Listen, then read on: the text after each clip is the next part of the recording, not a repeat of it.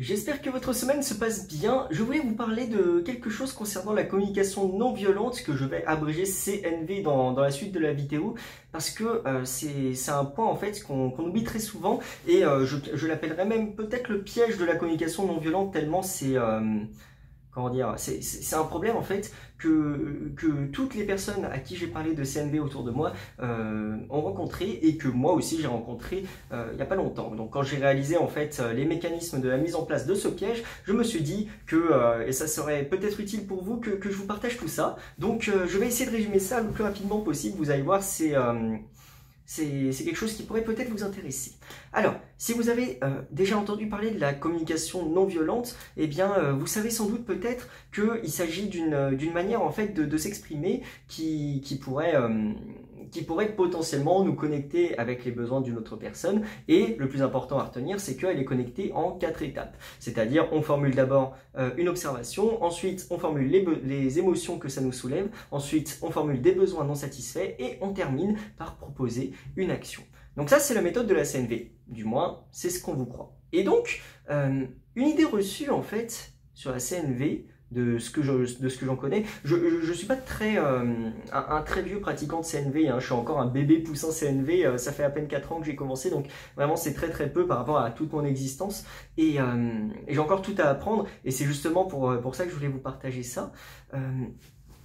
Là, en fait, la CNV, quand on en entend parler pour la première fois, eh bien, il y a beaucoup de personnes en fait qui se disent « Tiens, c'est peut-être une méthode de manipulation » ou bien « Tiens, il suffit que j'utilise ces 4 petits points pour formuler mes phrases pour que je finisse par obtenir tout ce que je veux de la personne avec qui je l'utilise. » Exemple, je ne sais pas si mon enfant est en train de sauter sur le canapé, je lui dis « Tiens, écoute, Titouan, voilà, quand tu sautes sur le canapé, moi ça me met en colère et parce que j'ai besoin d'ordre dans ma maison.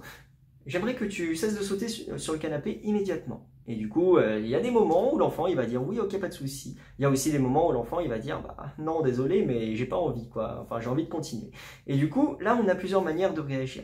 On a une manière de réagir en accueillant en fait le refus de l'enfant. C'est-à-dire, bah voilà, tiens, l'enfant il n'est pas d'accord parce qu'il a besoin de se dépenser. Bon, c'est un besoin, il a besoin de se dépenser. Si je lui dis cesse de sauter sur le canapé, il a plus de besoin de se dépenser qui est satisfait.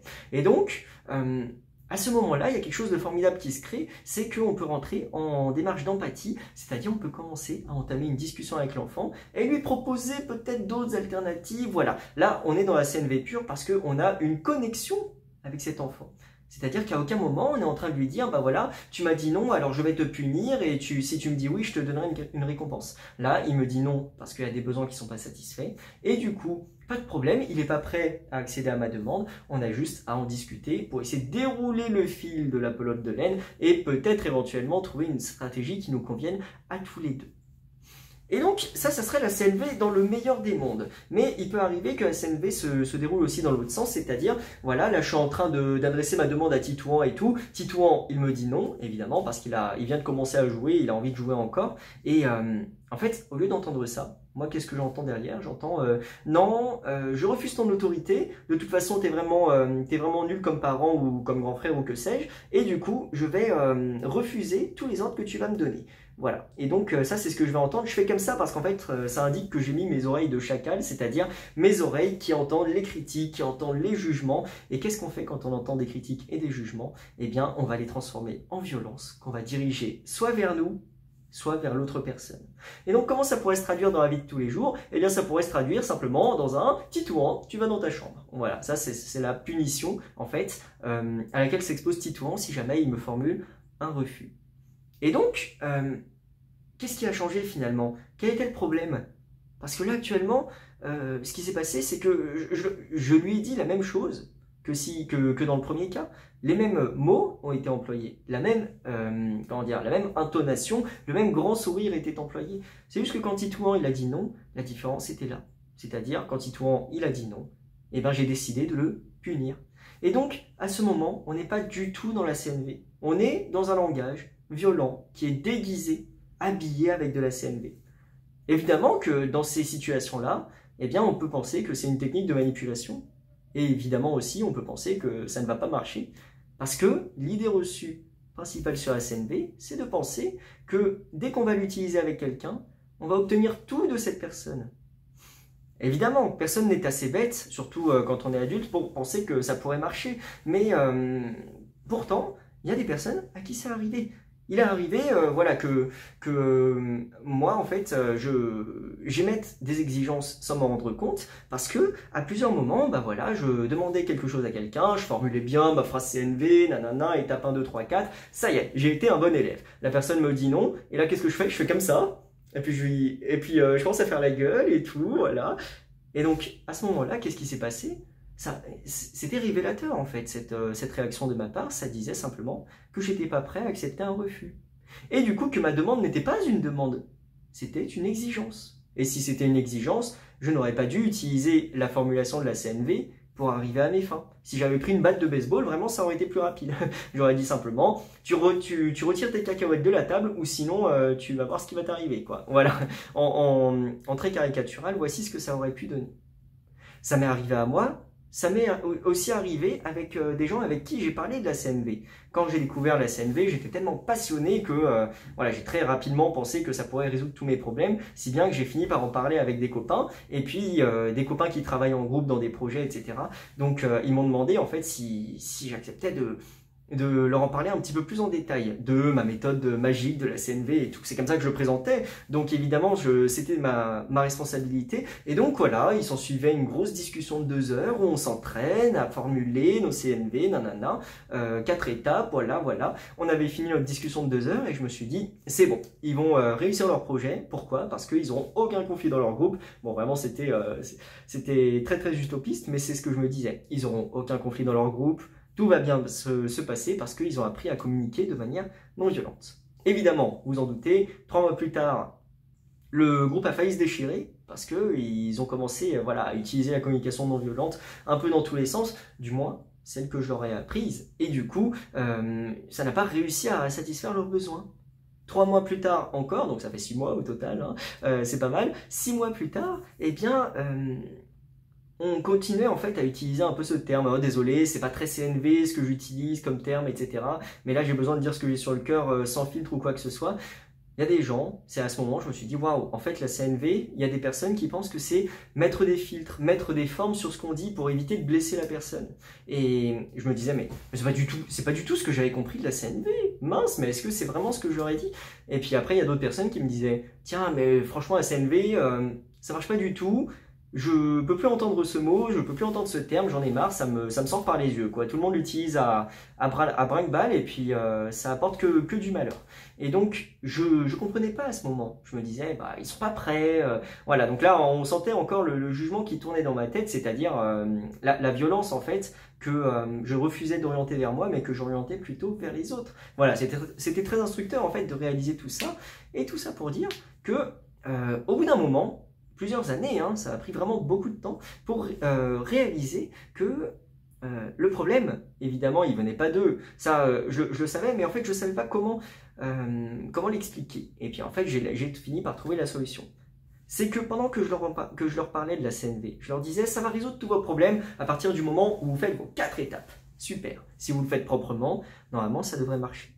Et après, je me suis rappelé de l'exemple avec Titouan, où je me suis dit, bah, j'ai beau faire les 4 étapes et arriver avec un grand sourire, si Titouan me dit non et que je le punis, et s'il me dit oui et que je le récompense, alors dans ce cas, je ne suis pas dans la CNV, je ne suis pas dans la connexion, je suis dans la violence qui va le priver de ses libertés si jamais il refuse de faire ce que je lui demande. Et pourtant, c'est pas à Titouan de satisfaire mes besoins, c'est à moi-même de satisfaire mes besoins. Ces phrases-là ont tout changé, parce qu'à partir de ce moment, j'ai réalisé, quand j'en ai parlé avec mes copains, en tout premier lieu, eh bien, je n'ai pas du tout assez insisté sur cette partie-là.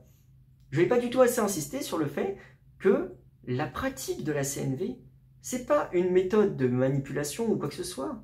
C'est une philosophie de vie qui permet de faire en sorte d'établir un dialogue avec les personnes avec qui on vit, pour essayer de lister les besoins, rester connecté aux besoins et trouver éventuellement les meilleures solutions, les meilleures stratégies qui permettent de satisfaire les besoins de chacun. Pour moi, c'est le jeu le plus fun de la vie et c'est vraiment comme ça que je l'avais compris, mais c'est pas comme ça que je l'avais transmis, c'est pas comme ça que je l'avais vendu. Moi, je l'avais vendu comme une méthode qui permettait d'éviter tous les conflits. Bien sûr que non, évidemment. Et donc c'était ça ma principale erreur.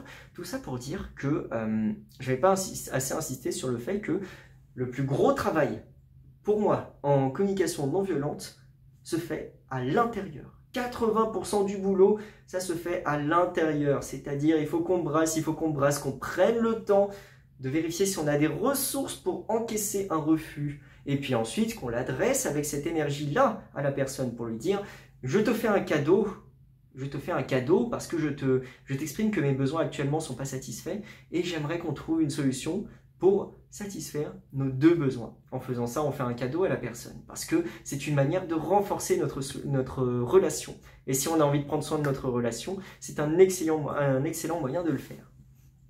J'ai aussi réalisé à l'inverse que si jamais je sortais une exigence au lieu d'une demande, eh bien c'est parce que en moi, je n'avais pas pris ce petit temps, j'étais pas bien, j'étais en colère, j'étais triste ou quoi que ce soit, et que ça arrivait que je formule une exigence, eh bien je n'avais pas pris ce temps en moi pour vérifier si j'avais ces ressources-là, pour vérifier et me dire « Ah, qu'est-ce qui s'apprête à parler en moi? Est-ce que c'est une exigence ou est-ce que c'est une demande? Est-ce que je suis prêt à accepter un refus ?»